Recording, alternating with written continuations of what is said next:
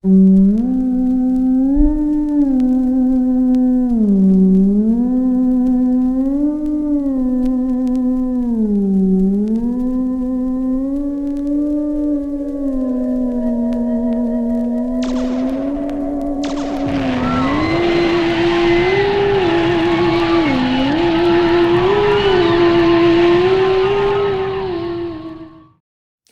everyone, and welcome to B-Film Invasion. I'm Kelton, your host, and with this being our first episode, I'd like to extend a special welcome to you. Thank you for tuning in. If you like what you see, please hit the like button, share the video, subscribe to my channel, and be sure to hit the bell to be notified on future episodes. We'll be watching a new movie every first and third Friday of the month, and I'll also post short videos here throughout the week. In this episode, we're going to watch a classic low-budget sci-fi schlockfest from 1959 called Teenagers from Outer Space. It was written, produced, and directed by would-be auteur Tom Grafe. It stars David Love, Dawn Bender, Harvey B. Dunn, Brian Pearson, and a whole bunch of other actors you probably never heard of. It's about a rebel with a cause from another planet named Derek, of all names, who, inspired by an old book filled with humanist ideals that are now considered radical in this authoritarian society, turns against his fellow aliens when they try to terraform our world into an interplanetary farm for gigantic crustacean livestock. Our hero escapes and is chased by a trigger-happy soldier who vaporizes everyone in his path with a dime store ray gun. Meanwhile, Derek meets a girl who immediately falls head over heels for him and joins him in his quest to foil the aliens' master plan and save the Earth. So, without further ado, sit back, grab your popcorn, turn down the lights, and enjoy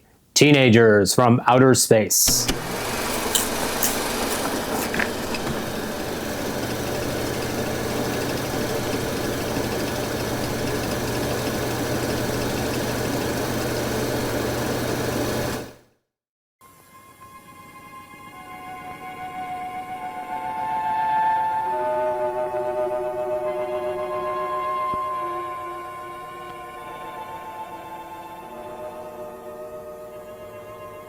Dr. Mason! Dr. Mason!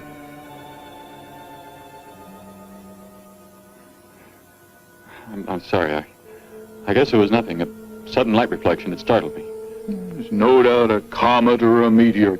No, it seemed to be a drill-shaped thing. Revolving. No, it must have been my imagination. But it makes me realize how desperately alone the Earth is. Hanging in space like a speck of food floating in the ocean. Sooner or later to be swallowed up by some creature floating by. Oh, come now. Time will tell, Dr. Mason. We can only wait and wonder. Wonder how.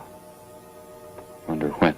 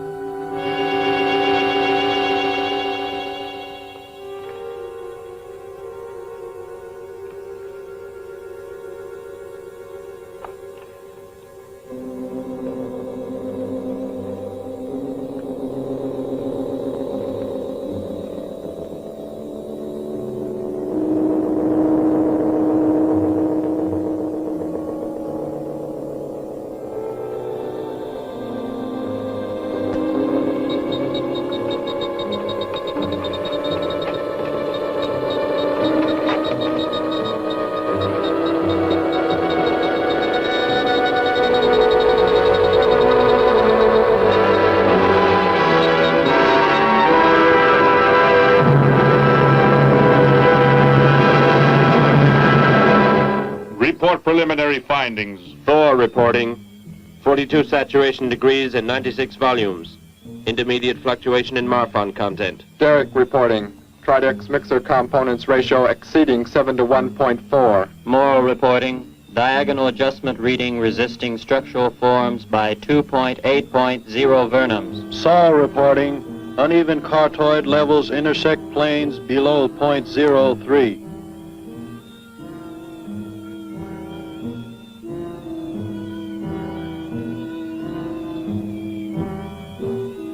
Surface readings register above minimum requirements. Morrow, go below and bring up the young Gargan specimen. Now the decision depends on its reactions. Wait, Captain. I have found evidence of intelligent beings on this planet. Of what concern are foreign beings? Of none to you, Thor. Just as you were so unconcerned when you destroyed the small creature. So bravely. It was no more than an insect. But it had life. And that life you had to take to satisfy your endless hunger for killing. Silence, both of you!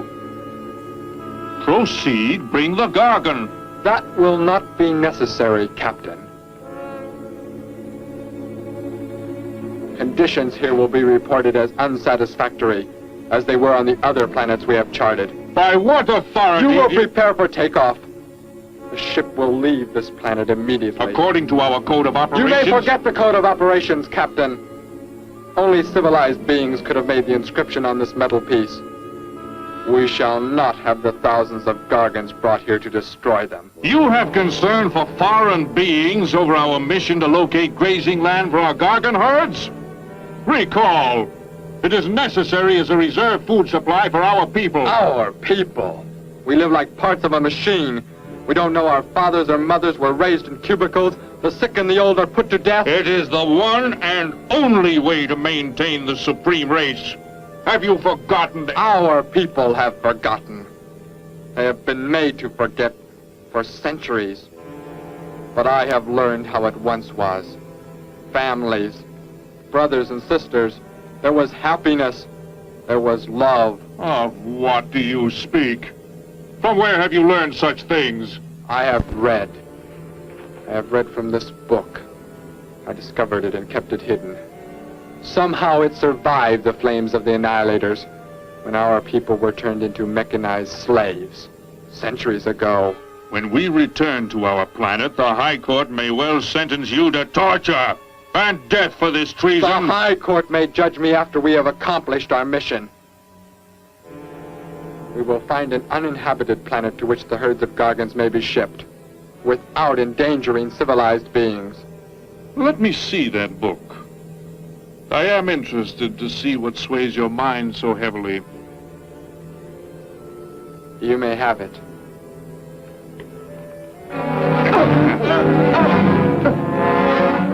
Bring up the Gargan. You're a fool, Derek. This book has poisoned your mind, and you shall suffer for it. Captain, if the Gargans are shipped here, the inhabitants may destroy them. That possibility alone makes it worthwhile to locate an uninhabited planet. That book has indeed made you forget many things. We are the supreme race. We have the supreme weapons. Keep him under guard, Thor. I will study the reactions of the young Gargan.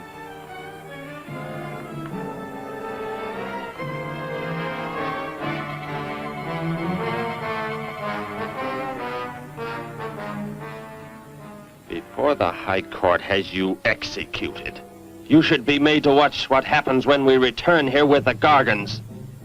By the elements alone, they will grow to millions of times their original size in less time than it takes for the sun to rise and fall. It thrives, Captain. Already I can feel it has grown heavier. We shall return to our base and lead the transport ships here. Soon this planet will be covered with full-grown Gargans. A safe distance from our planet, yet their meat will be available to us for the harvesting. Repack the instruments. I shall radio back the news of our success.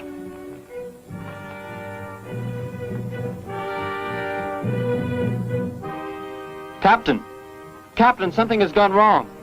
Look here. What? What has happened? I do not know. It suddenly fell limp, and now does not move. Assemble the TRSs, hook in the gas grading instruments. Be quick!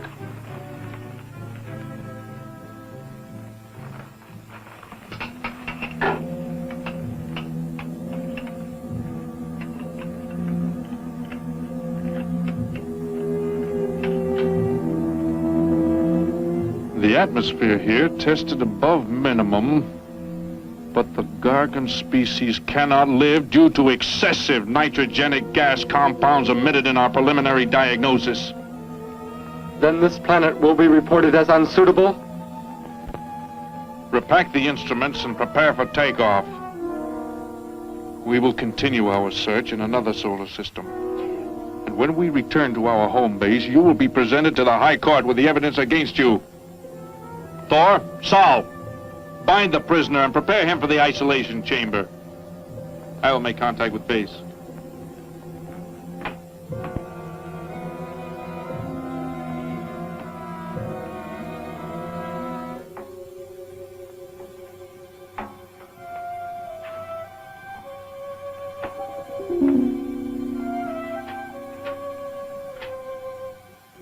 Expedition Z06 to base.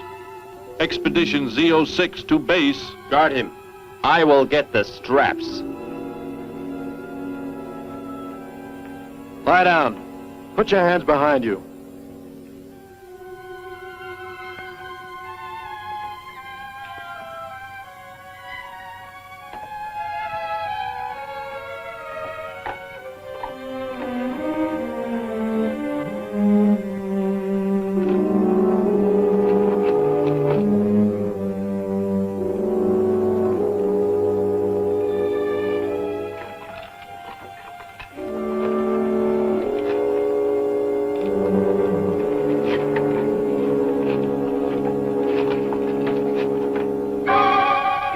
Are complete.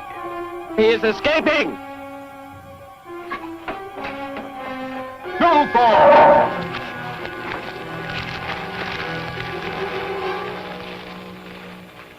How did he get free? He escaped from Saul. I could have stopped him. Derek is to be brought back alive. He is the son of our leader. Derek? I reported his actions and was connected with the leader himself. He told me this. He said Derek does not know. As the son of our leader, the High Court will pardon him. He will be pardoned. When the sky is light, we will begin to search for him.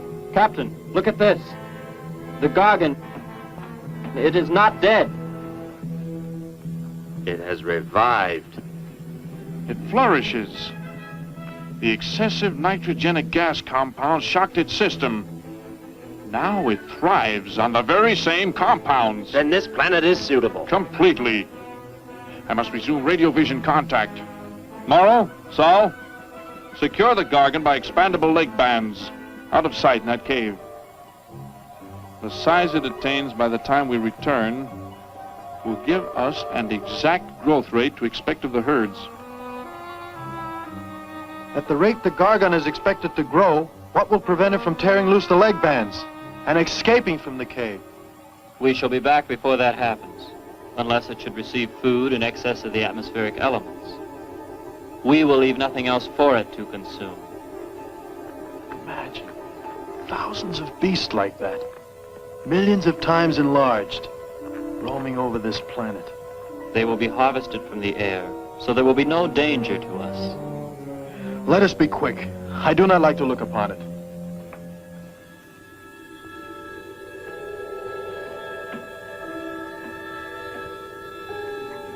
Now that you report the planet is suitable for our purposes, you are to return here immediately and prepare to lead the transport ships there.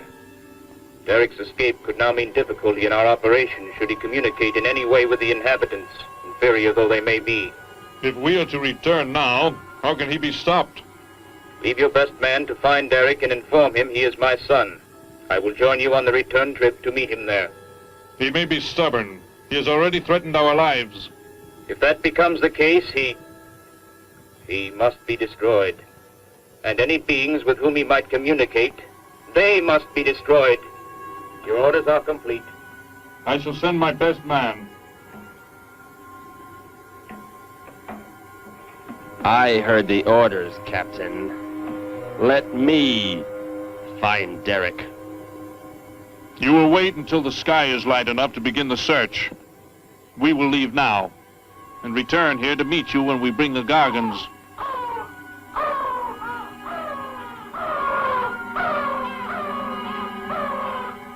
Do not fail, Thor. I shall not fail.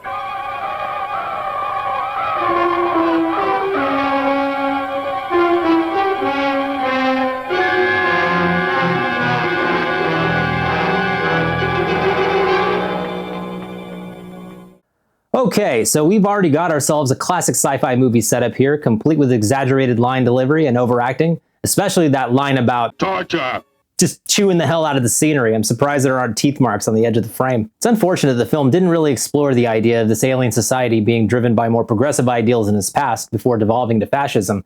I mean, that might have actually been kind of interesting. Some of you sharp-eared viewers may recognize the music cues used in this movie from the Capitol Records High Q library. Many of these tracks have been used in countless productions that run the gamut from Gumby to classroom films about the dangers of nuclear fallout, and from the Ren and Stimpy show to Night of the Living Dead. More about that movie another time. So a little about the effects in this movie. I mean, that was a pretty decent shot of the dog disintegration in the beginning of the film there. But that saucer kind of looks more like a glass Christmas tree ornament. Also, the scale and perspective of the ship's really confusing. I mean, like, I get that some of the shots are from far away, but even close up, that thing looks way too tiny to be holding that many crew members and all their equipment. I guess it's just one of those things in movies like this where the filmmakers expect you to be like, don't think about that, just move past it. Speaking of which, you probably noticed that their sensor device is actually just a mixing board turned upside down. Movies on TV weren't really much of a thing yet, and of course streaming didn't exist, so, little to no repeat views. The alien uniforms are just simple flight suits covered in strips of masking tape, and also dress shoes covered with socks.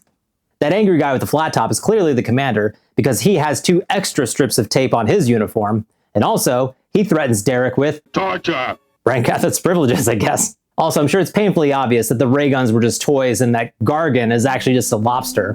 We'll talk more about them later, but for now, let us return to Teenagers from Outer Space, right after this.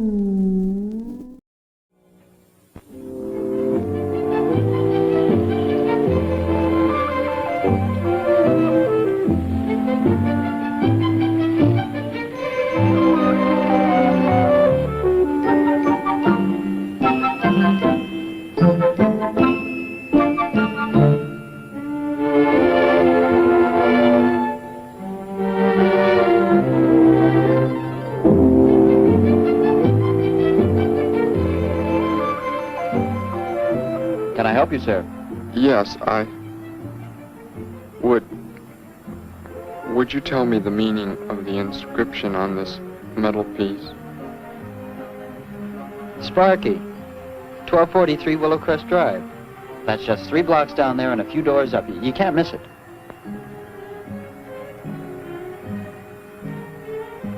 Hey, what's what you're doing now? Oh, I'm sorry. I was just trying to make out what kind of clothes that guy was wearing. Looks like some kind of military uniform. Wonder where he's from. Could be from Mars for all I care. Hurry up there, boy, will you? I haven't got all day.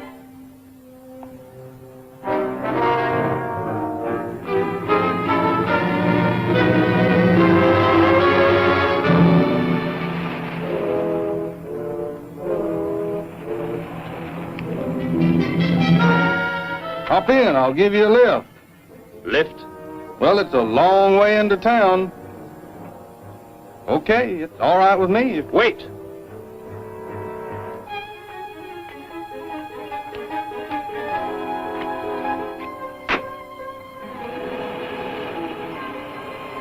Never saw a uniform like that before. What brings you here? I am searching for someone. Maybe I can help you. Know a lot of folks around these parts. I am searching for someone you could not know.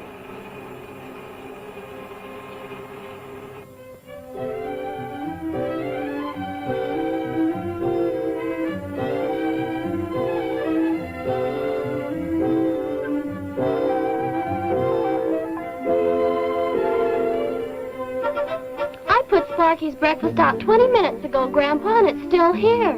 He's probably still out chasing gophers. Hello. You've come to see our room for rent? What's that? A fellow to see the room for rent, Grandpa.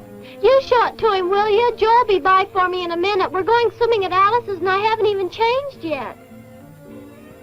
Well, come on in.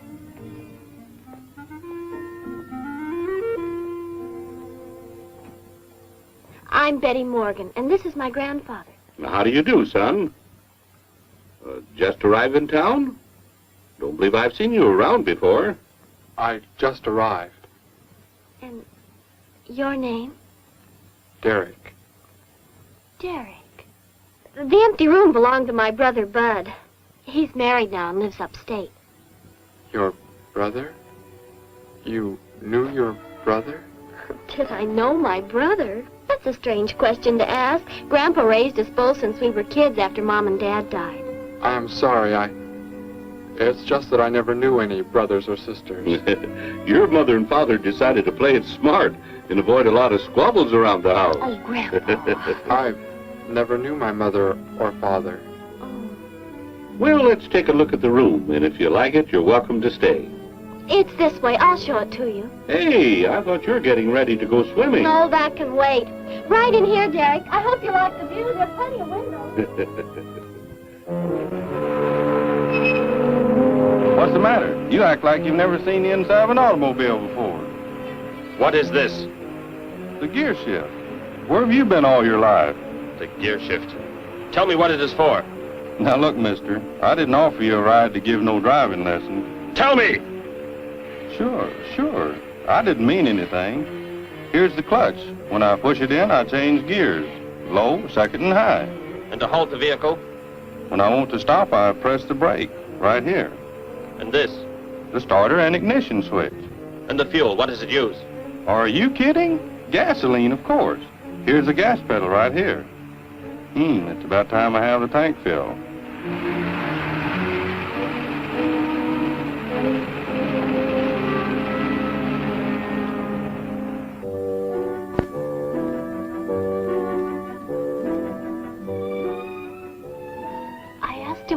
From Grandpa, and he just said he was from very far away. He did, huh? Well, maybe he doesn't like to talk about where he's from. By the looks of his outfit, I'd say he's raised in a private school of some sort.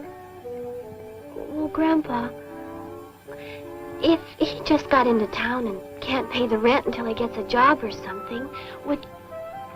Well, what do you say, young man? What do you think of the room? You will let me live here? With you? Well, sure. That's why we had the sign up. That's why you came here, wasn't it? Not exactly, Derek, I was just talking to Grandpa, and... Well, if you don't have the rent money right away, that could wait until he gets a job, couldn't it, Grandpa? Why, sure. That's all right with me, Betty. But then if he doesn't like the room... I like it here. Very much. I would like to stay. Fine. I'll go out and take down the sign. You can use the phone to have your bags brought over. My bags? I have nothing else. No other clothes or anything? We were not allowed to. I mean, my uniform is all I have. Gosh, you've got to have more than that. Bud left some of his clothes in the closet, Grandpa. Couldn't Derek use some of them? Of course, my dear. Bud wouldn't mind a bit, I'm sure. Oh, golly, that's Joe. Put on whatever you like from the closet, Derek. I'll be right back. Make yourself at home. Hi there, Joe. Hi, Gramps. Betty, I'm afraid I can't make the swimming date. Not till later, anyway. Got a sudden assignment for the paper. Oh, gosh, what now, Joe? I have a list of folks to interview. Say they saw a new flying saucer last night. That sounds like it might take you all day. I hope not. I'll call you as soon as I get through, okay? Okay, Joe. I guess a reporter's life can be pretty hectic. You never know when a news story will break. I was just thinking. Maybe Derek would like to go swimming if you let us borrow the car. Betty, what of that? If you don't think Alice would mind. You don't know Alice. I won't be able to keep them apart.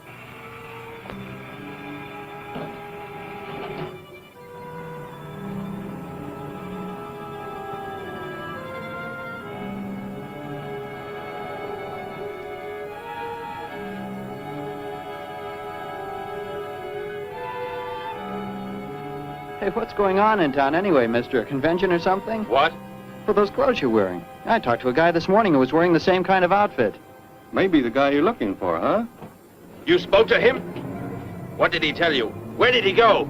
Hey, what's the matter with you? Hey, take your hands off me. You will tell me what he said to you. Oh, why should I? Hey, who do you think you are, anyway? Answer me, or I destroy you. He came here with a dog tag. Wanted to know about the address, and I told him how to find it. Where? Where did you send him? It was an address on Willow Crest Drive. 1243, I think. Tell me how to get there. Just drive down there about 3 blocks. That's Willow Crest. 1243. It's only a few doors up.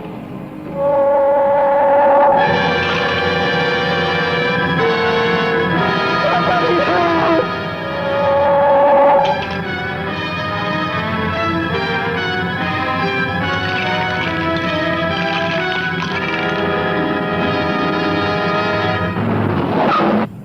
You don't have to put the brake on so hard, Derek. That is, unless you want us to go through the windshield every time. I have never piloted a vehicle like this before. I will try again.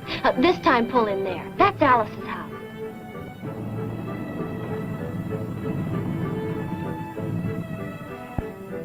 Oh, much better. Wait, Betty. Yes, Derek? What is it? When I came to your place, it was because of... Yes? I had just arrived here.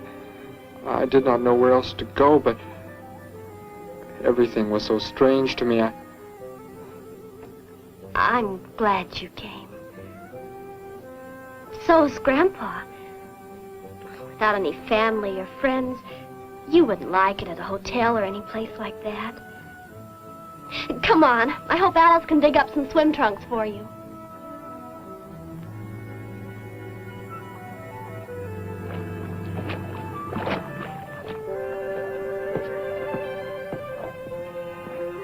Hi there. Who's the stranger? Joe couldn't make it, Alice. I talked Derek into coming along. Derek, this is Alice. Derek. Hey, I like that. Come on in. The water's fine. Well, we need a pair of swim trunks. I couldn't find any at my house. No problem at all. He can wear a pair of my father's. The folks are gone today, and so are the servants. We have the whole place to ourselves. Where are the trunks, Alice? Hanging up right over there. They look a little large for you, Derek. Or maybe you better put them on with some clothespins, too, just in case.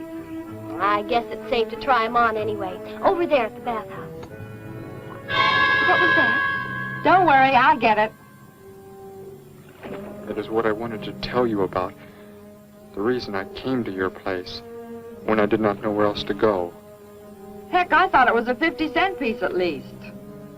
Why, that looks like... Who it is?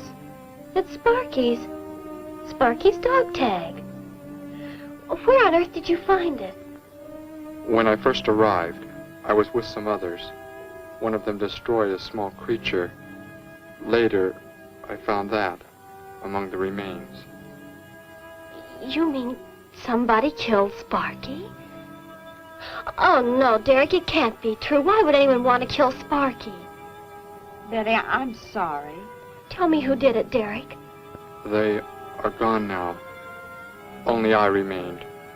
But I don't understand. Where is Bart?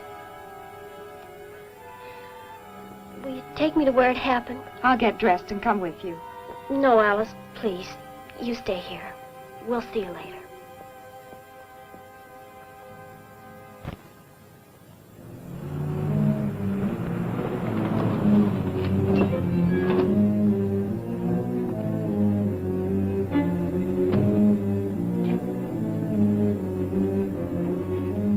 Well, so Derek didn't come into town alone. If you're looking for him, he isn't here now.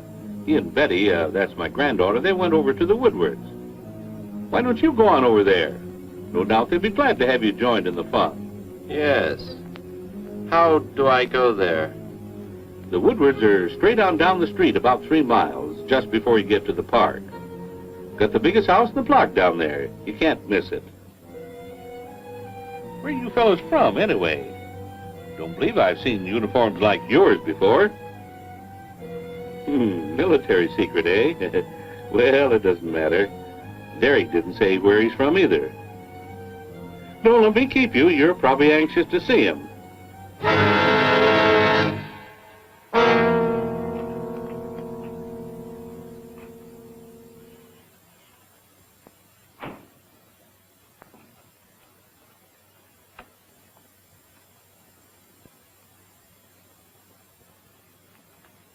Where is he, Derek? You don't mean those old bones. You can see they've been here for a very long time. No. It was among these remains that I found the metal inscription. But this couldn't be Sparky. I know. He must have been here and his collar tag fell off, that's all. You are not familiar with the focusing disintegrator ray? The what? It projects an isolated beam which separates the molecules of living material in chain reaction. All but the solids, the skeletal braces. Horrible. And you mean Sparky? But... Over there is what happened when the same beam was aimed at me. It missed, and that is what is left. Good heavens, Derek. You've got to explain it to me. Why were they doing this? Where were they from? How did you? Betty, tell me, what is the most advanced form of transportation that you know? What do you mean? What's that got to do with it? Please, tell me, Betty. Well, airplanes. Jet airplanes, I guess. Why? And where do they go? From where to where? To anywhere in the world. And that's all? Where else is there to go? I should not have brought you here. Is it about a new secret weapon? Something you and the others invented and then they turned against you? It is something like that. I guess I should try to find someone I can explain it to. Maybe Professor Simpson at the college. He's head of the science department. He will... What is it, Derek? Betty, when you learn where I'm from, well, you may not understand, but I hope it will not make any difference between us, because... I don't care where you're from. I don't understand all this, but somehow I feel that I've always known you. That we've never been apart. Let us go to the professor you speak of. We have to pass the house first, so I can change. What was that? Did you hear a sound? No. Only the wind. What sort of sound? Nothing. My imagination alarmed me. Come, let us be on our way.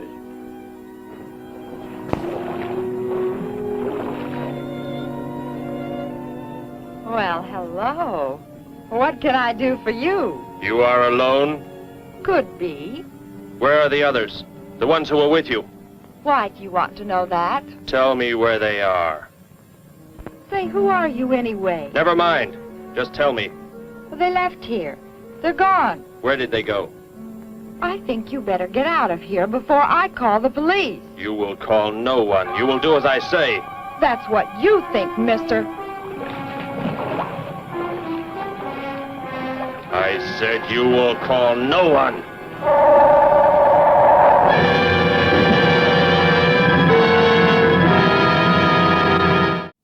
So, trigger-happy Thor is hot on Derek's heels, leaving piles of skeletons everywhere he goes. You'd think that the effects team raided a medical school supply closet, but actually only one skeleton was used in each of the ray gun scenes, and to pretty good effect, you have to admit. So the movie was filmed in and around Hollywood, mostly without permits. Director Tom Gray found a house that was renting out rooms to UCLA students and pretended to be a student himself for a week in order to secure the house as a filming location. Speaking of rent, Derek really lucked out by meeting the two nicest people in the world while looking for Sparky's owner. Like, even in the 50s, who in their right mind would rent a room to a guy wearing a getup like that and not ask for at least 3 months rent in advance? Especially in LA. You've probably already noticed that plot convenience is a recurring thing here. You probably also noticed that Betty's grandpa is missing the first finger of his right hand. The good-natured grandpa was played by Harvey B. Dunn, a character actor born in South Dakota in 1894. He appeared in a lot of westerns, serials, and other low-budget productions throughout his career. During World War II, he even performed as part of a singing quartet in a USO show. Fans of Ed Wood films will probably recognize him best as Captain Robbins from Bride of the Monster. He also appeared in The Sinister Urge and Night of the Ghouls. He lost his finger at the age of 13, would often tell people that it was run over by a locomotive or nipped off by a woodpecker, his words. Eventually, he got tired of answering the "how'd you lose your finger" question and had cards printed up for people who asked, which read as follows. The story of my finger, cut off July 18th, 1908. Caught in a cogwheel of a printing press at the Press and Decoding Office, Yankton, South Dakota, while working around the press. Child labor laws were a bit more lax back then. Attending physician, Dr. Morehouse. I did not sue for damages. I can write just as well now, if not better, than before the accident. The stub of the finger has the tendency to melt in summer and freeze in winter. I swear this is a true statement to the best of my knowledge. Sincerely yours, Harvey B. Dunn. Guy was clearly a character as well as being a character actor. Anyway, he continued to find steady work in films and TV throughout the 1960s until he passed away in 1968 at the ripe old age of 73. But enough from me for now. Let us return to Teenagers from Outer Space after this.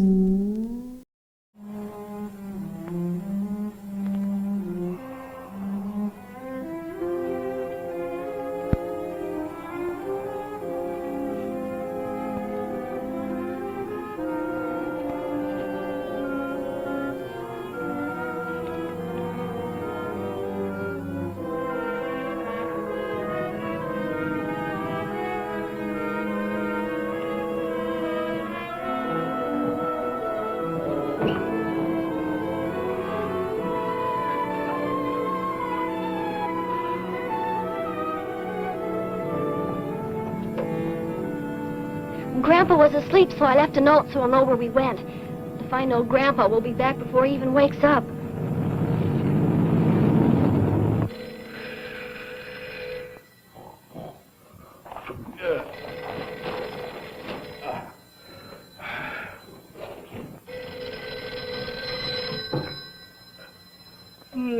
Hello.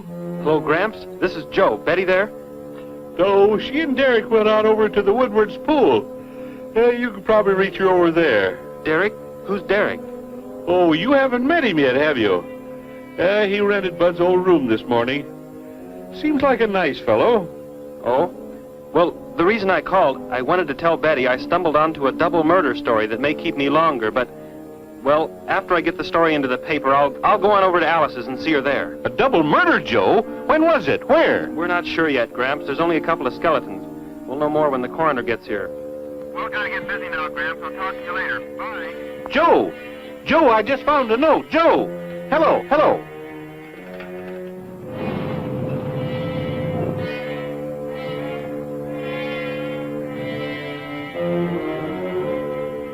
My golly, you missed them at the pool, huh? Sure am sorry. Betty left me a note. Now they've gone over to the college to see Professor Simpson.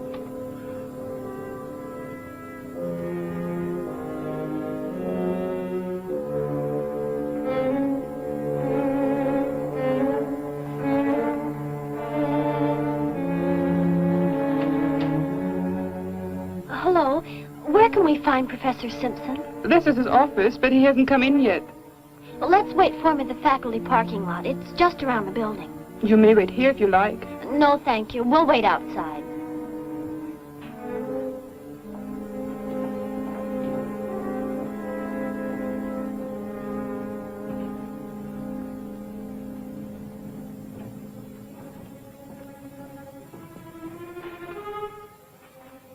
Good morning, Hilda. Oh, good morning, Professor Simpson. Have the aptitude questionnaires come in? They're probably still in mimeographing. I'll go down and see if they're ready.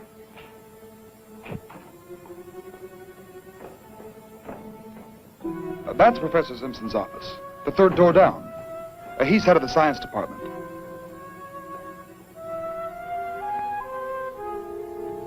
Well, that looks like Professor Simpson's car right there. He must be somewhere else on campus. We better go back to his office and wait. Hello? This is Simpson, science department. Put that down. What is the meaning of this? Do as I say. Who are you? Where is he? The one who came with information for you. Who? You are making some mistake. I am making no mistake. Where did he go? Out there? I don't know what you're talking about. You will speak to no one else.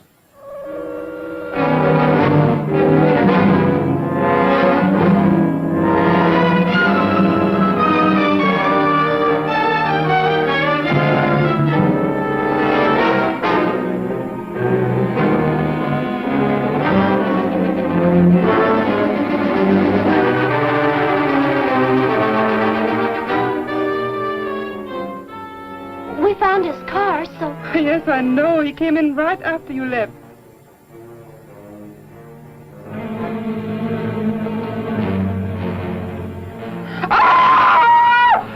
Oh!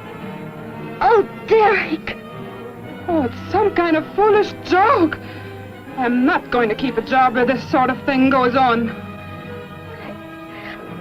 I want to believe what I'm thinking isn't true, but It was a focusing disintegrator. then whoever killed Sparky... But you said they'd gone. For some reason, they want to stop me. Somehow we were traced here. I want you to get in your vehicle and go to a place where you will be safe. But how could they... Grandpa. I left a note for Grandpa. They must have... Oh, Derek! I will go to your place. No, they may be waiting for you there. I can call Grandpa.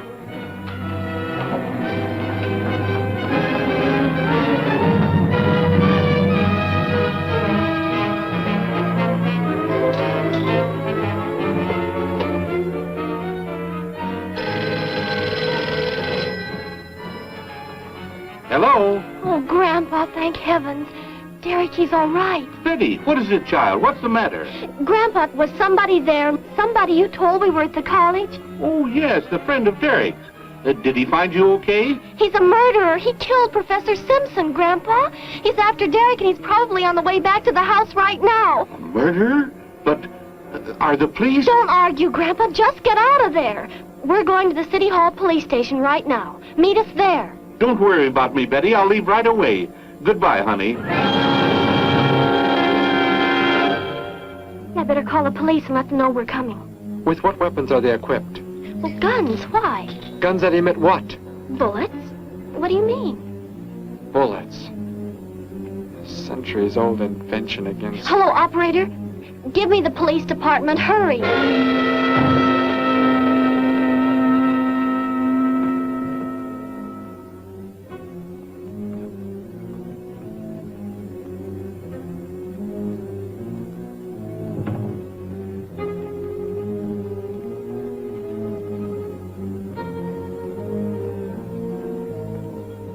Yes, we'll be there right away. Thank you. Betty, tell me how to go there. I want you to go somewhere else where you will be safe. We're safer than the City Hall. The police said they're going to have armed guards waiting for us on the front steps. I told them we'd be right there. Let's hurry.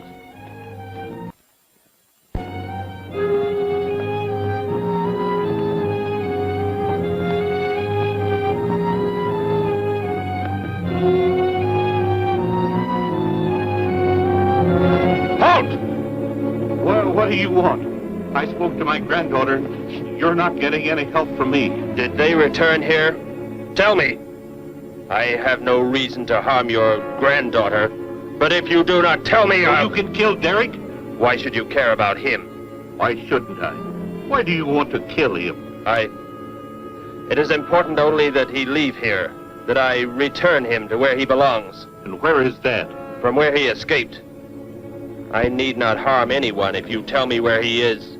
If you do not, there will be many deaths. Beginning with you, now. He's not here. He's in the center of the city. Where? Take me there. You will pilot the vehicle. Go. Be swift.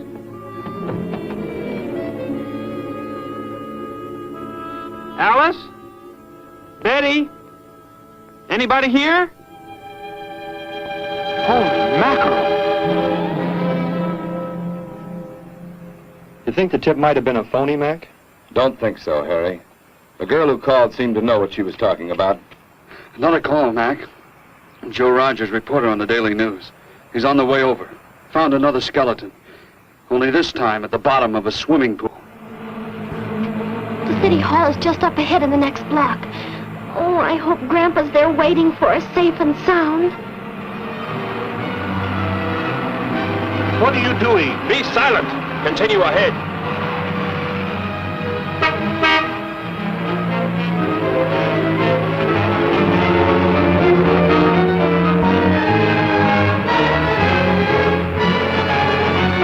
You stay here in the car. You'll be safe. He's after me, not you.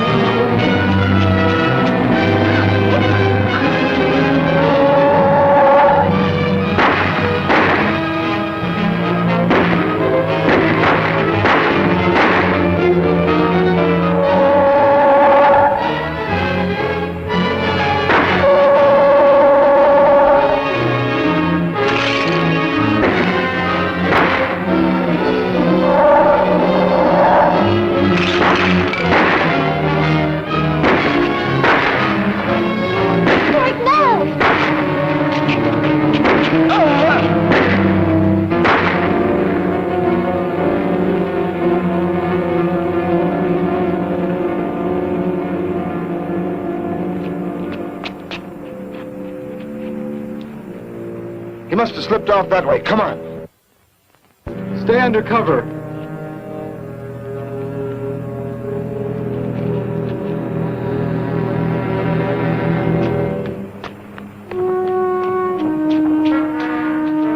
Betty, thank the Lord you're safe. I just came from Alice's. There was a skeleton in the pool. Alice? Oh, no! We came to meet Grandpa. The murderer came in the car with him. What? But how did you get mixed up in this?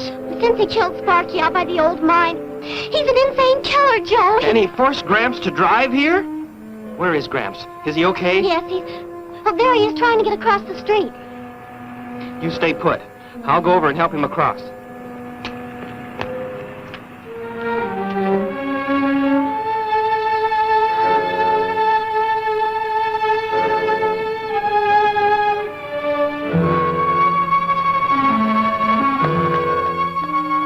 What are you doing down here? Go into the building. That is the safest place.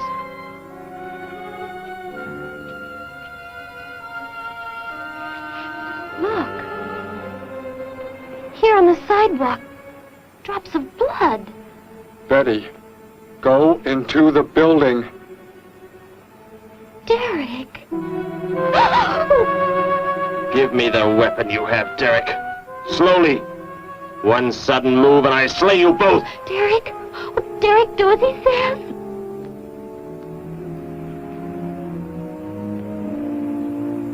Get in!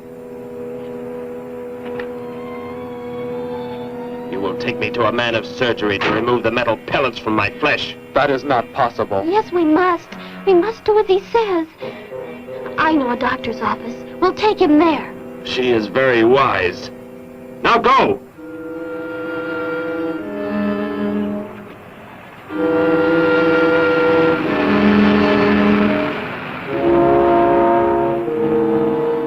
That's the way it happened. Next thing I knew, he was trying to fire out the window at Betty and Derek. I swerved the car and... Say, where is Betty? That's funny. She must be around someplace. But the car's gone. They must have left without me. Well, don't worry, Gramps. You'll get an escort home. I'm going to phone the story into the paper and then drive out to the old mine Betty mentioned. The old mine? What's out there? I don't know. That's where she said Sparky was killed by the guy. Sparky, our dog? She didn't tell me about that. Hey, Mac, over here. Blood spots on the sidewalk. And where's that car that was parked here? That's it. That's how the killer got away. In our car? Then Betty and Derek, they must have been kidnapped. You've got to do something. You've got to find them.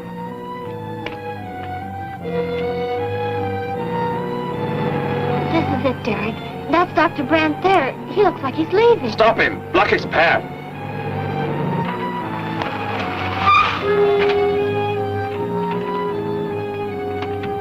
Is there some emergency? I have a house call to make. Office hours don't begin for another hour. Go inside, all of you. I say, what is this? He's holding a gun on us, Dr. Brandt. We had to bring him here. He wants bullets removed. I see. I'm afraid I cannot be of any help. You will need hospital facilities for anything else. Be silent and get inside. You will remove the pellets here, now. Leave these people alone, Thor.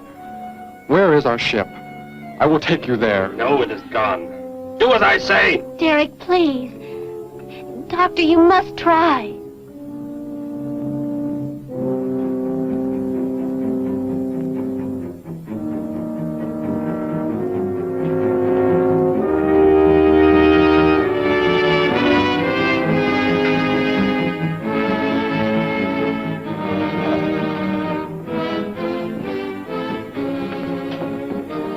You will have to lie down here. I will prepare an anesthetic. The pain will be great. I will not be drugged. You will simply remove the pellets. Both of you, sit there. I shall keep you covered. Take heed. One treacherous move and they pay with their lives. Now proceed.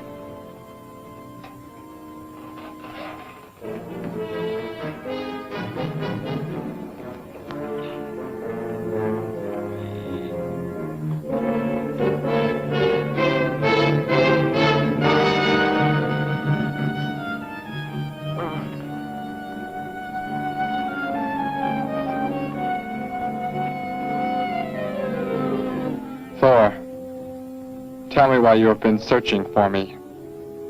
It must have been important for you to have... The Gargan are to be raised here.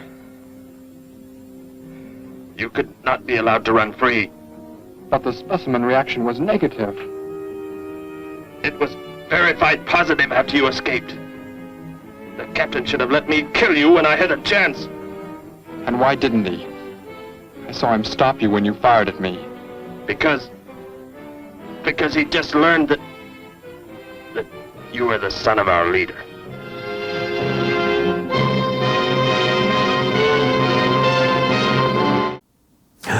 The plot thickens.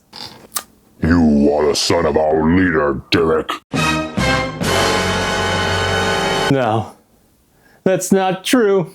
That's impossible. Forget it. Actually, there seems to be no lack of plot convenience here. For example, Betty being like, "No thank you, we'll wait outside," for the college professor that we drove all the way to the campus to see. That way, we won't be around when Thor comes to vaporize him because, plot convenience. Sucks for the professor, but at least we get to see that cool skeleton again. Also, it's a good thing for Betty and Derek that the police just implicitly trusted Betty over the phone. Not to mention the fact that it's awfully convenient that teenagers from space, who aren't teenagers by the way, just learning to drive cars so quickly. Aside from directing, Tom Grafe also wrote the screenplay and was the producer, cinematographer, editor, and played the part of the reporter Joe under the name Tom Lockyer. The budget of the film was a mere $14,000, which even in 1959 was pretty minuscule. Many cost-effective measures were taken to keep the budget low. For example, I'm sure you noticed that blanks weren't even used during that shootout scene. The gunshot effects were achieved by simply scratching the film negative and dubbing in the sound effects later. Speaking of dubbing, several scenes were actually filmed silently, and the director had the actors dub in their dialogue during post-production. Though to be honest, this was done a lot better here than it was in other films with really bad dubbing, such as we see in the films of Coleman Francis,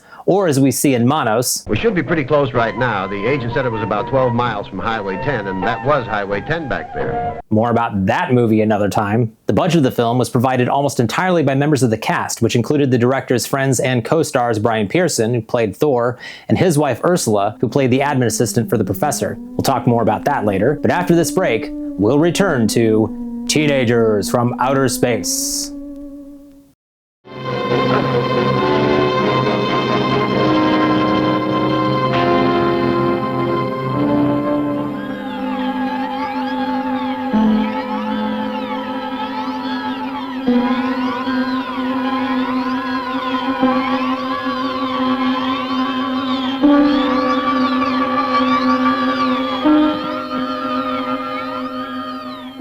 Then if I am not to be killed, why did you fire at me in the city? Your life or death was put in my hands. A traitor does not deserve to be our next leader. The only reason you do not fire now is to force attention to your wounds. When that is done... Proceed!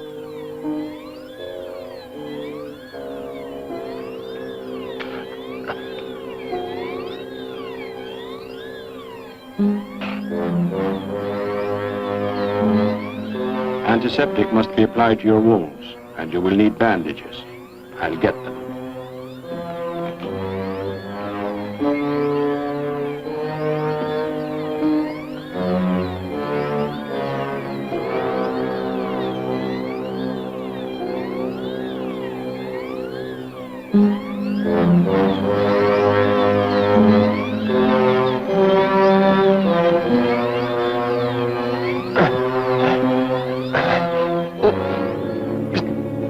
Come back! I'll find you! You cannot get away! I was terrified he'd see us before we got out of there. He may yet. Get in. I will take you back to the police. In his present condition, he cannot remain conscious long. By the time we return with the police, he should be completely helpless. Derek, what was he talking about? The Gargon to be raised here, and you, the son of the leader. You said you didn't know your father. I did not know the things he said. I thought they had gone. I wanted to forget them forever. But now I know. They plan to return.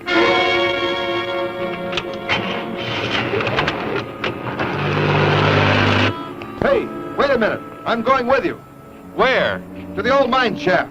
How did you hear about that? The old fellow inside. He's been telling us everything he can think of. Mentioned that's where you were going. Okay, hop in. Maybe something will turn up out there.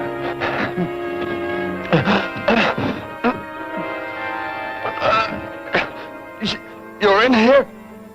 I know you are. I'll find you.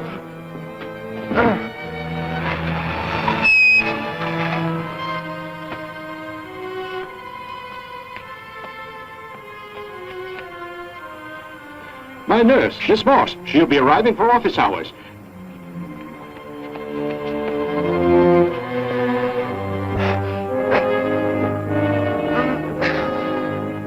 I can hear you. I can hear you breathing. You cannot escape me. I'll find you. I'll find you. I'll find you. I'll find you.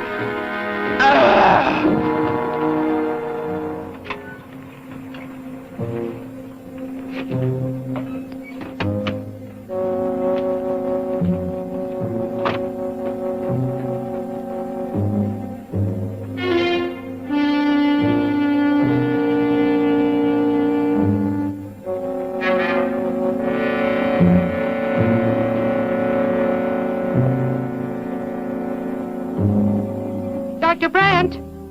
Dr. Brandt!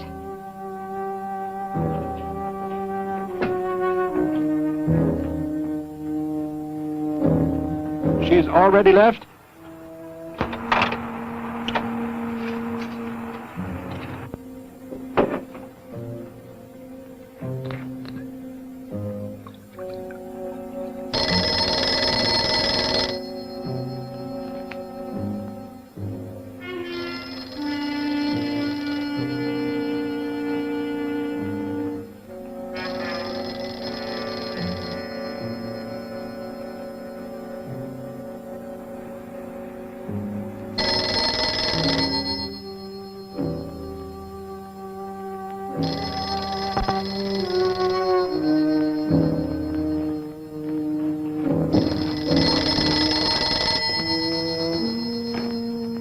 Dr. Brandt's office. Miss Moss, thank heavens I've reached you. This is Dr. Brandt. Where are you, Doctor? There's an emergency patient here. I've done all I can. Listen, Miss Moss.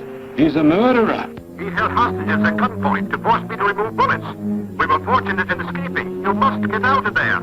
A murderer? We're sending the police, but if you treated him, he could revive at any moment. Yes, Doctor. I'll leave immediately. You will come with me. Put that down. Miss Moss, what is it? Drop it, I said. What do you want? You will help me to escape. Go out.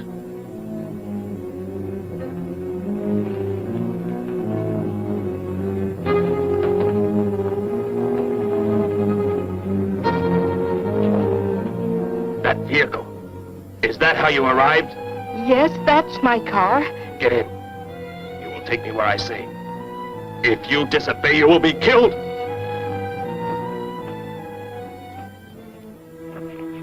The police are on the way, Dr. Brand.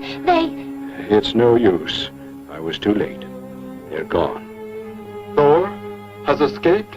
But how could he? You said he would be helpless that... Without aid. But my nurse, she didn't know. She bandaged him, gave him an injection. He revived. No. We've got to tell the police. They might be able to do something. I'll tell them. I'll tell them what happened.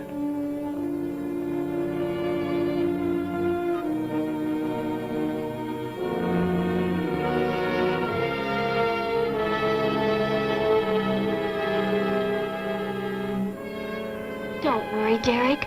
Thor will be caught. They're sure to find him eventually. It is what I know is coming here. The Gargan. They are small when young, but they can attain the size of this building in no more than a day. But can't you stop them? The only chance is to duplicate the operation of the disintegrator. How can that be done? The men of science here might be able to do it if they could get Thor's as a model. If only there is enough time.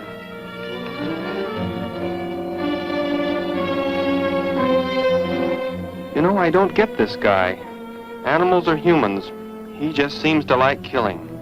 There's more to it than that, Joe. There's something behind this, something we don't understand. The weapon he uses, it's unheard of. Blasting flesh right off the bones. Look at that tree over there. Used it for target practice by the looks of it. I don't know. Let's take a look in the old cave.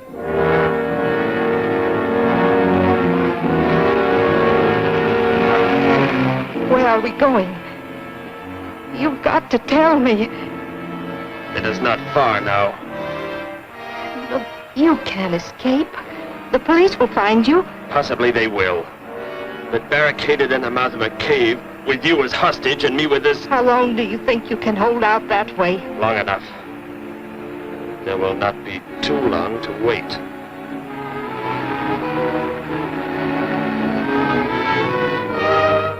Hey! Bring your flash bulbs up here. This tunnel is black as pitch. Okay, I'll be right up.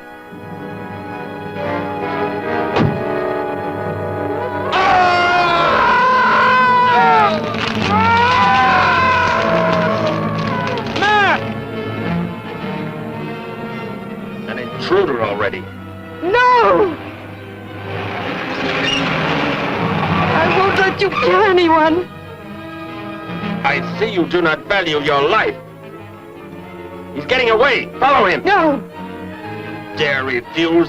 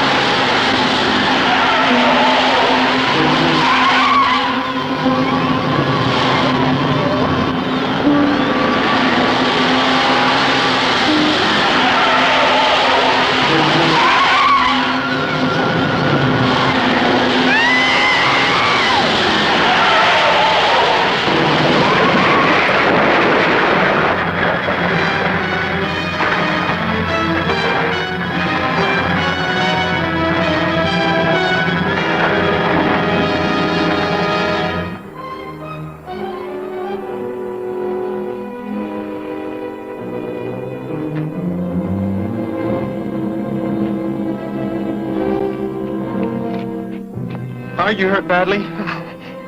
I don't think so. Just bruised. Oh, thank heavens it's over. It was like a nightmare. I wish it was over. What do you mean? Back in the cave, where he shot at me. Some kind of man-eating monster.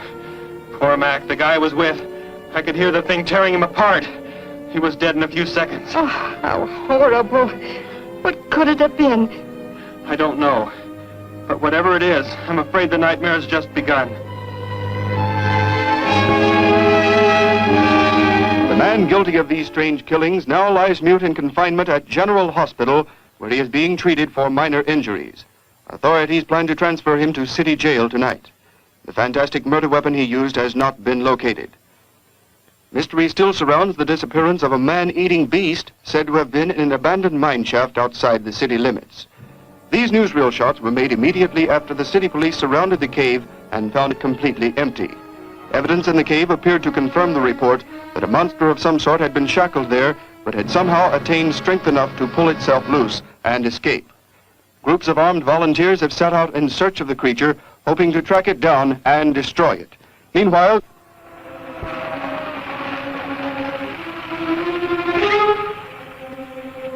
Door crashed just below here. If that disintegrator is down there, I'm going to find it. Derek, I just thought. The monster that escaped from the cave. It must have been there at the same time we were. What I can't figure out is, why did it escape when it did? Why not sooner? It would not have been large enough, but the man it consumed increased its growth rate. Then, how big would it be now? There is no telling. You stay here. Keep the door closed.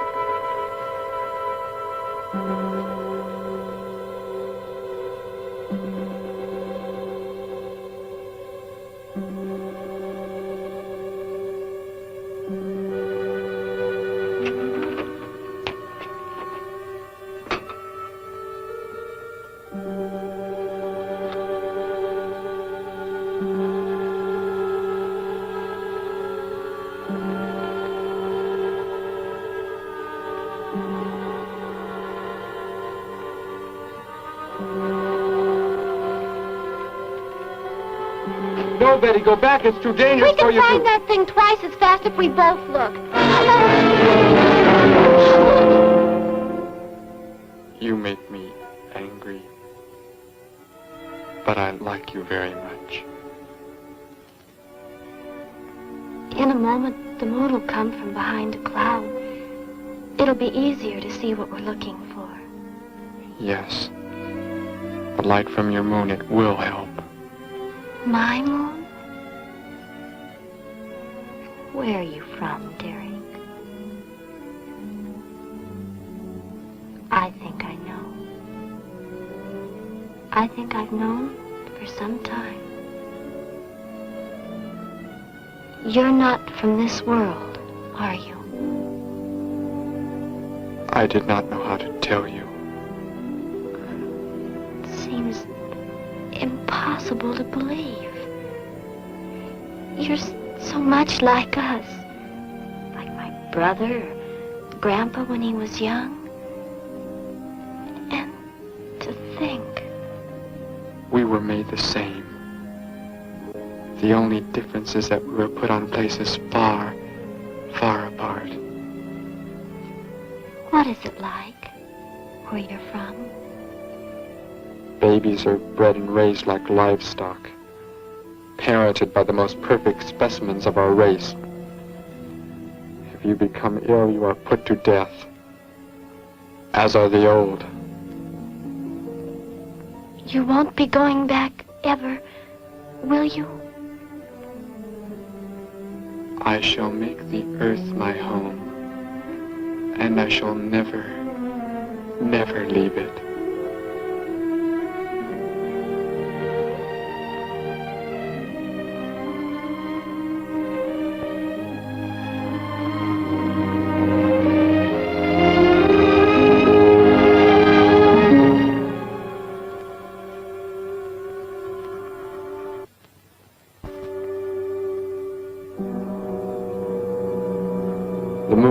from behind the cloud.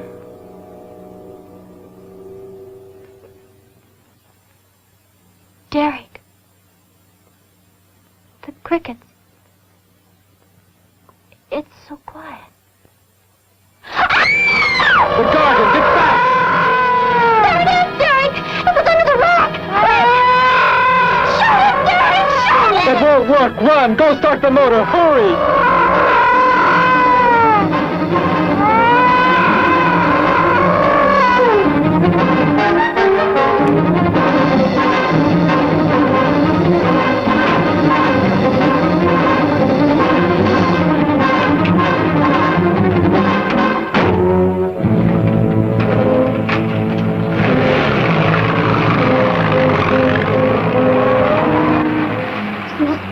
Thing I've ever seen. Why wouldn't the gun work?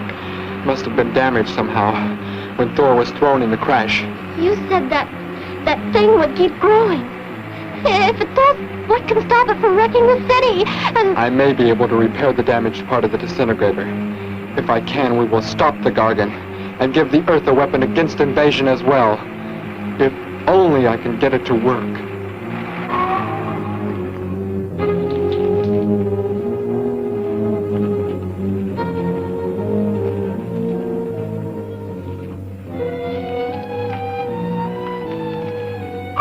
What was that?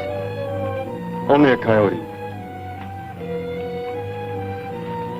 There it is!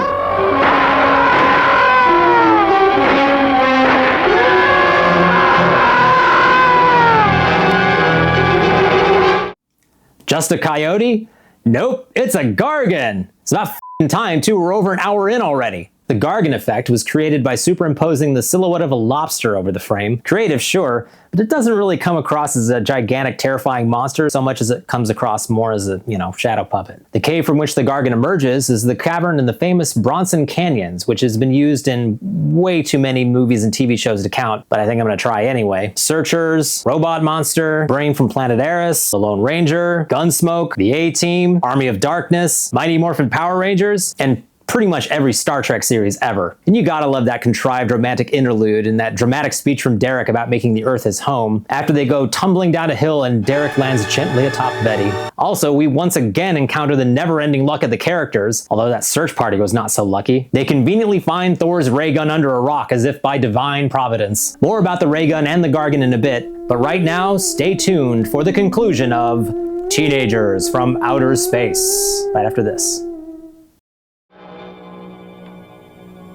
Grandpa was so exhausted he fell sound asleep with all his clothes on. Do you think you can fix it, Derek?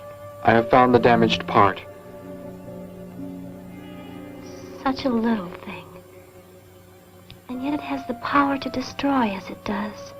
It is worthless unless I can figure out an energy substitute. Maybe it won't come into the city, Derek. It will come to the city. For more food, if nothing else.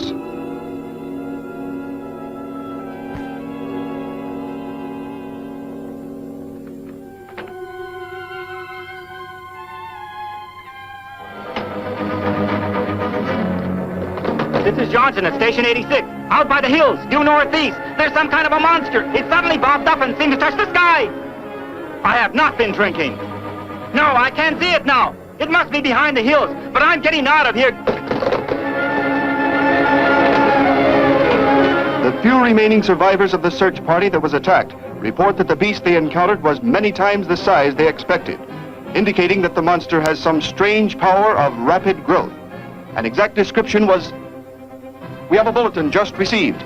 According to a report not yet confirmed, a beast of seemingly gigantic proportions has been sighted lurking in the hills due northeast of town. City officials have called for military help. Planes and troops are expected to arrive within the next 2 hours. Meanwhile, citizens should take refuge in places of safety, cellars, bomb shelters, as directed by civil defense administrators. I repeat. Derek, they say it's coming. It has grown. It's just northeast of town. I'd better wake up Grandpa. We'll all go down to the cellar. You go there with him. There is a chance I can do something yet. What? What are you looking at? Those wires, going from pole to pole. They carry the source of energy used for illumination and power in the homes. Yes, electricity. And the wires are spread throughout the city, are they not? You mean you might be able to make the disintegrator work by hooking it to... Possibly. If the power were great enough. It's the only chance, so I've got to try it. I can help, Derek. I'm going with you. Oh, what's going on? Oh, what's all the commotion about? Grandpa, Derek and I are going out to the edge of town. Wait for us here. First, I must put the disintegrator back together, and then find proper tools. I can load the car with every tool we have in the garage. All right, then. Let us go.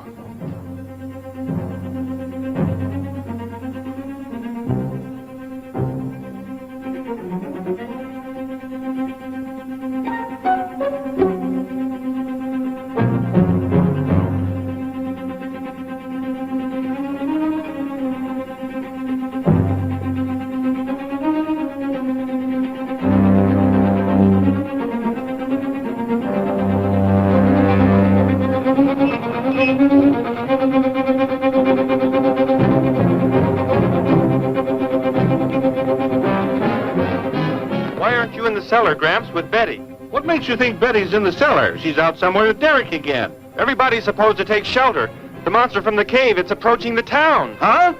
Then that's where they must have gone. Those crazy kids. Joe, we've got to try and find them. You mean they... Come on, then, let's go.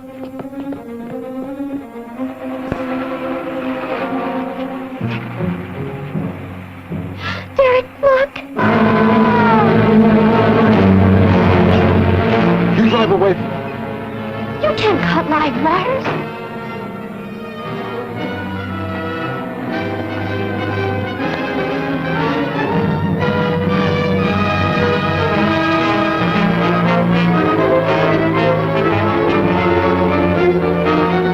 Operator, this is an emergency. You must connect me with the city electrical generating plant. Hurry! Generating plant. Hello? Please listen to me. You must do as I say. The monster is coming towards the town. I'm at North Ridge Road. We have a weapon here that might be able to stop it if we can connect it to the power lines. Who is this? I'll have to check with... You have to believe me. There's no time to check with anybody.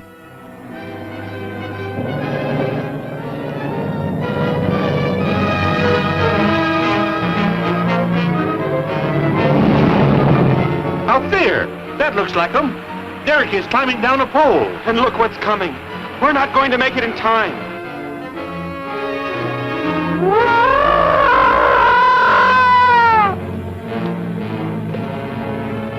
Restore the power. It is ready. Hello? Turn the power back on. Okay.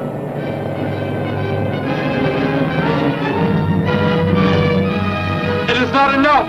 It is not enough power. Can you boost the power any? Please, it's not enough. I'll try to speed up the generators. Derek seems to have some kind of weapon, but it's not doing anything.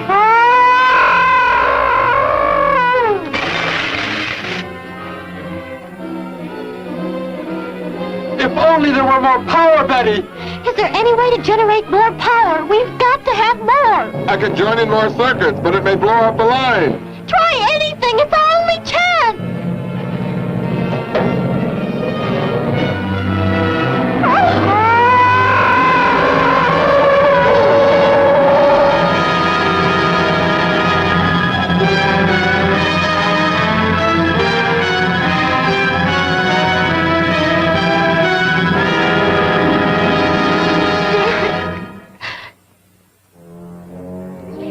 Turn the weapon over to the scientists now. It is too late. You mean they're coming? Already? Your people are here for you. I must leave. They will take care of you. But Derek, you promised. You said... I know what I must do. You must not interfere.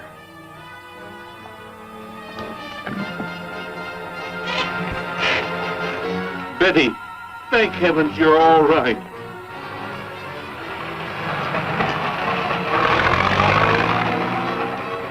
That book has indeed made you forget many things. We are the supreme race. We have the supreme weapons.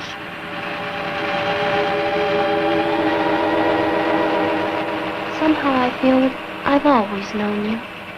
But we've never been apart.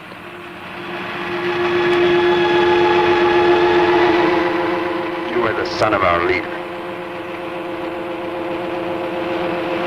You won't be going back ever, will you? How did he get a weapon like that? It makes me think of what the killer used. It is. The same thing. But who is he? Where did he come from, anyway? Someplace none of us has ever heard of before, Joe. What do you mean? Clear from another planet. Far out in space. Hey, wait a minute. Betty, this is no time to be joking. I'm not joking. Where do you think the monster came from? And the man who was doing all the killing and the unheard of weapon he used? But how did they came in a spaceship of some sort. Whatever those people told you they saw last night. The flying saucer? And I thought those people were seeing things. They weren't. Derek looked into the sky just before he left here. Somehow, he could tell that more are on the way.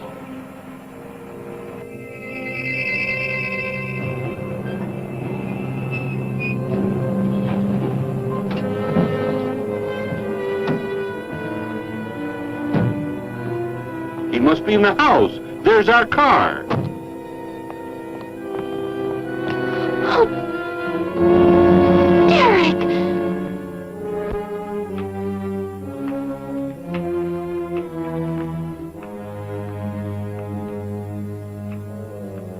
Goodbye, Betty. No, Derek, no! You are Joe. I want you to take me somewhere in your vehicle. What makes you think I will? You refuse to take me? That's right. I'm staying right here. You will do as I say. Oh, no, Derek, this isn't you. Do not interfere, Betty. I beg you. Get in.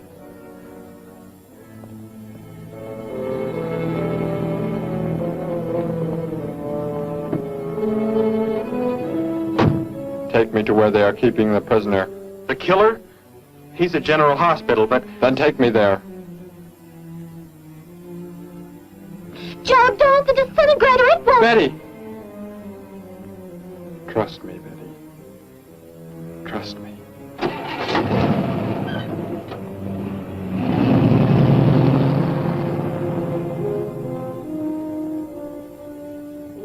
Derek seemed like such a nice fellow.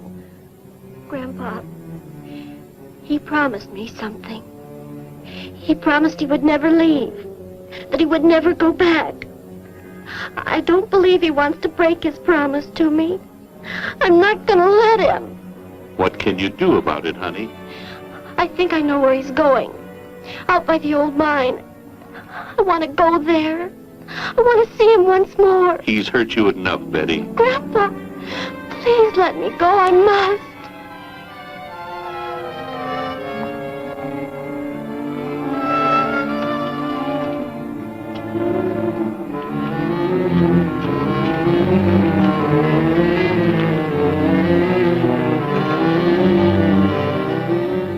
The prisoner is in this building. It looks like they haven't transferred him to city jail yet. What are you planning to do? Never mind. Just get out of the car and walk in front of me.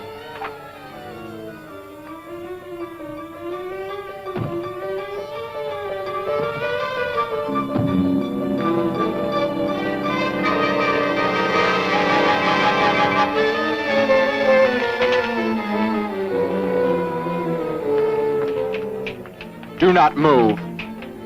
I will take the prisoner. Get their guns. Hand them to me. Now get in.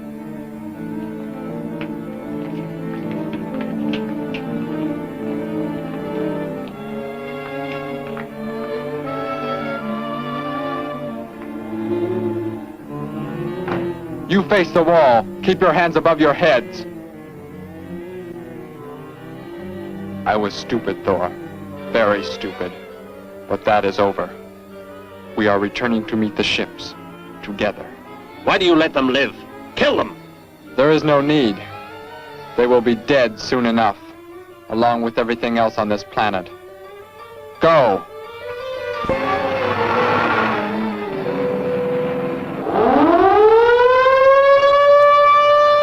of an alien source are approaching from the sky. Radio contact has been attempted but cannot be established. Instructions are to prepare for an attack by an unknown enemy.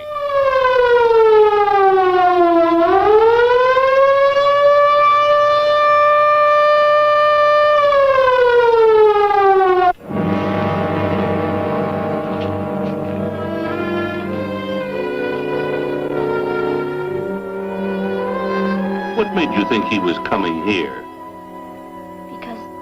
They're coming. Told me they'd be coming. Told me he wouldn't go back with them. That he'd stay. That he wanted to stay. Betty, let me take you back home. No, Grandpa, look, here comes Joe's car.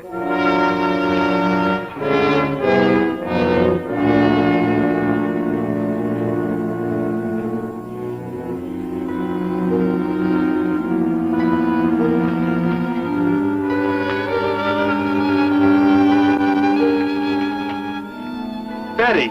Gramps, what are you doing here? Why do you concern yourself with them? Destroy them! Why, Thor? They cannot change what is going to happen. What is going to happen, Derek? You must understand. Death must come to all. Sooner to some, later to others. The guide ship is about to land. We must go to meet it. Your promise, Derek. Don't you remember your promise? I have not forgotten it.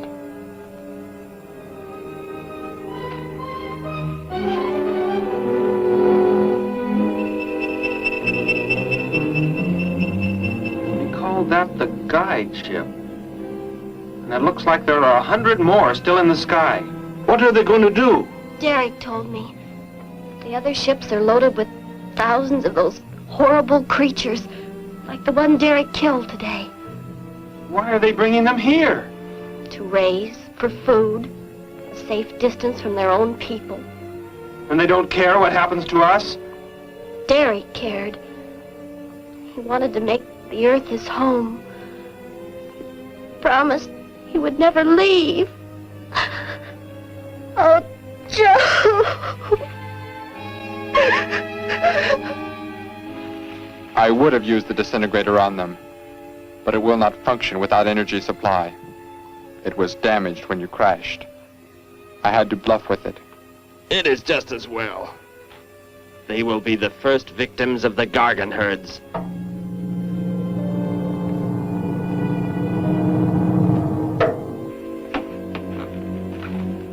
So, you were able to bring him back, Thor?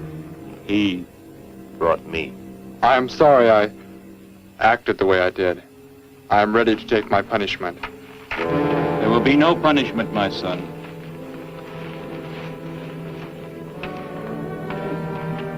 You are my father? I am.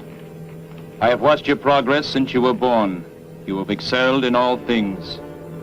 I was most disappointed to learn that you had deserted.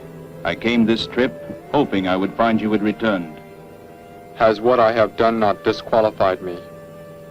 Am I still to... You were back. That is all that matters. Your mistakes were made because of that book. It blurred your mind, but only temporarily. How is it you are able to leave the planet? Will not the government structure collapse in your absence? We will return immediately, as soon as the Gargans are unloaded from the fleet of ships. The people are unaware that I am gone. Yes, we must leave quickly. If your absence were discovered, it would likely spark the beginning of a revolution. I am not the only one who had that book, Father. Yes, I know. And you will help in tracking down others who may have such books. Yes, I see the fleet is approaching. They are flying from radio signals from the guide ship, are they not? Let me be the one to direct them in for landing.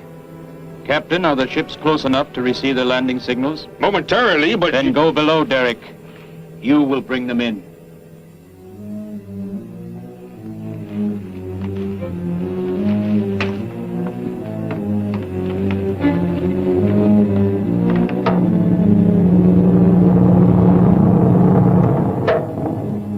Derek!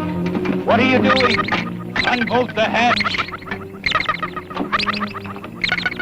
Looked like Derek went in first and closed the entranceway. Whatever's in the sky, they're getting mighty close.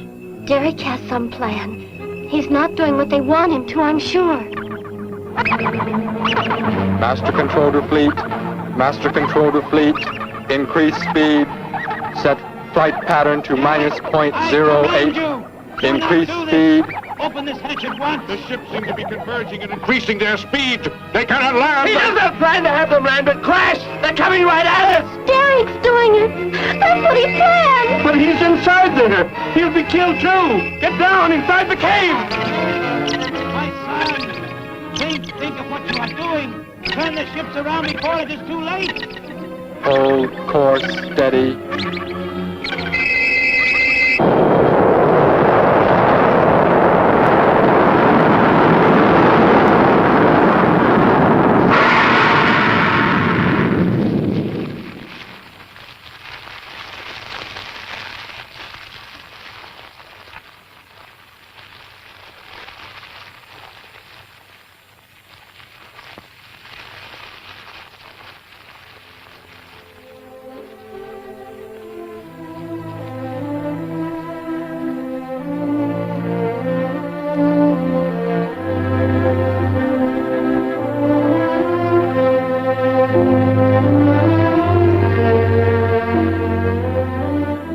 I shall make the earth my home, and I shall never, never leave it.